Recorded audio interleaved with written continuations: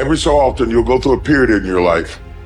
You will see yourself as a failure because you don't see yourself operating in the way that you dreamed that you would. The pressure in your life right now has a purpose. It's not crushing you. It's pushing what's on the inside of you out. It shows you who you are. It's how you find out what's on the inside of you. I want to remind y'all of the power of the mind. You can think your way into stress. You can think your way into misery, frustration. But if you change your mind, it'll change your life. You just have to decide in your mind what you want it to be. You just have to wake up. You just have to break that negative spirit. You have to break through. There is nothing more practical than developing a vision. It's not some pie in the sky exercise. It's without a vision, you're chaotic and fragmented and hopeless and disappointed, and someone can stop you just by putting up a single obstacle. You're a house divided amongst itself. You have no forward movement. You're not enthusiastic, and that's to be filled with the Spirit of God, by the way. And your life is a sequence of disappointments and frustrations and tragedies, and you're a leaf blowing in the wind. And that is not what you're called to be. That's not what you're called to be. You're called to be a visionary constructor of the paradisal vision. Really, that's who you are. Terrible as that is to apprehend. We already will lose everything we have to lose, right? We're all in this game, man. So there's, whether you want it to be this way or not, you are betting everything on your life. You don't know what you've got until all hell breaks loose. You don't know what you can take until the pressure is applied to your life. You don't know what you can endure until people stab you in the back and walk away from you. You don't know how much courage you have until you've been under fire and under struggle and under tribulation.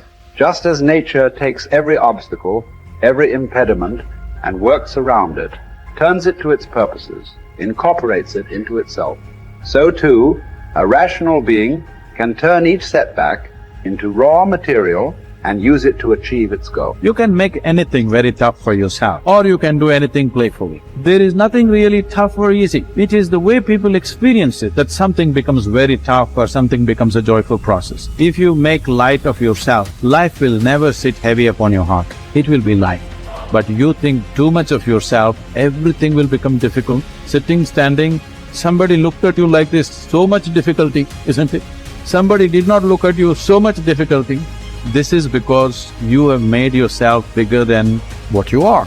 You have ideas about yourself, exaggerated ideas about yourself. If you become too serious about who you are, then everything becomes difficult. If you carry yourself lightly, then everything is with ease. There's two great words of antiquity everybody should learn. Here they are, one's positive and one's negative. Here's the positive word from antiquity. Behold. That's the positive word.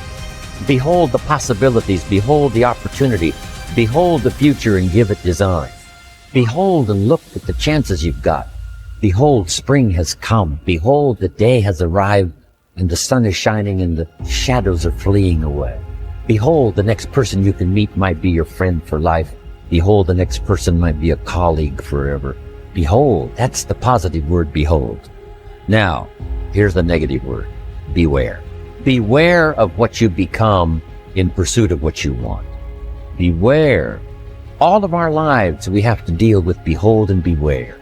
When a kid goes to school, it's behold the opportunity and beware the dangers, behold and beware. So beware of what you become, pursuing what you want. Some things I went for in the very beginning cost me too much. I got so obsessed with some things that I found out later the price was too big to pay. If I would have known better, I never would have paid. But sometimes we learn when. So don't become so obsessed with something that you lose your sense of reason, or it costs you your friends. Don't be so obsessed with something that you compromise your virtues and your value. The story says Judas got the money. You say, well, that's a success story. No. It's true, 30 pieces of silver was a sizable sum of money, but it was not a success story. His name was Judas. Doesn't that ring a bell? It makes all the difference in the world. Judas got the money. Here's something interesting about the story of Judas. After he got the money, he was unhappy. Someone says, well, if you had a fortune in your hand, why would you be unhappy? And here's the key. He was not unhappy with the money. He was unhappy with himself. Here's a key phrase. The greatest source of unhappiness is self-unhappiness. It's not from outside the things that make us unhappy. Greatest devastating unhappiness is to be unhappy with yourself. Now, a mild form of unhappiness is construct. The desperate form of unhappiness is destruct. It's like worry. We should all worry a little, but not let it destroy our lives.